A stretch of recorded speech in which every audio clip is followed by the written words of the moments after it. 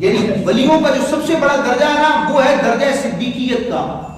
سب سے بڑے جو اولیاء ہیں مرتبے کے اعتبار سے وہ کون ہوتے ہیں؟ صدیق. یہ حضرت ابوبکر کا ٹائٹل بھی ہے اور یہ ولیوں کے ایک منصب کا نام بھی ہے. اس منصب پر جو ولی آتا ہے اس کو صدیق کہا جاتا ہے. جیسے کچھ ابدال ہوتے ہیں، کچھ اوتاد ہوتے ہیں، کچھ کلندر ہوتے ہیں، کچھ رجال الغیب ہوتے ہیں، اولیاء کی قسمیں، ان کے نام ان کے تعارف ہیں. تو ولایت میں جو سب سے بڑا مرتبہ ہے نا وہ ہے کس کا؟ صدیقیت کا. اور صدیقیت سے اوپر درجہ ہے نبوت کا. نبوت کے بعد نیچے درجہ آتا ہے ولایت کا، اور ولایت کا پہلا درجہ کیا ہے؟ صدیقیت.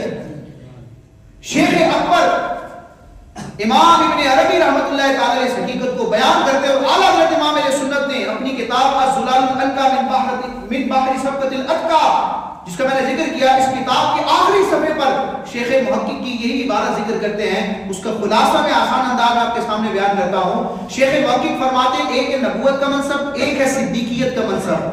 نبوت کے منصب سے نیچے اور صدیقیت کے منصب کے اوپر ایک مقام ہے، ایک درجہ ہے ولایت کا، جو نبی بھی نہیں ہے اور عام صدیق بھی نہیں ہے.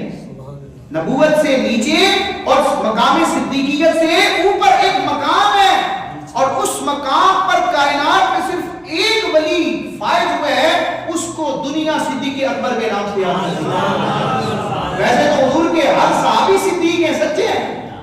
حضور کا صحابی اور جھوٹ بول جائے، حضور کا صحابی اور ظالم ہو، حضور کا صحابی اور معاذ اللہ گناہگار ہو، غافل ہو، یہ ہو نہیں سکتا. یہ تو ہمارے دین کا اصول ہے کہ حضور کے سارے صحابہ عادل ہیں. ان کی گواہی پر ہم نے قرآن کو قرآن مانا، ان کی گواہی پر حضور کے فرمان کو مانا.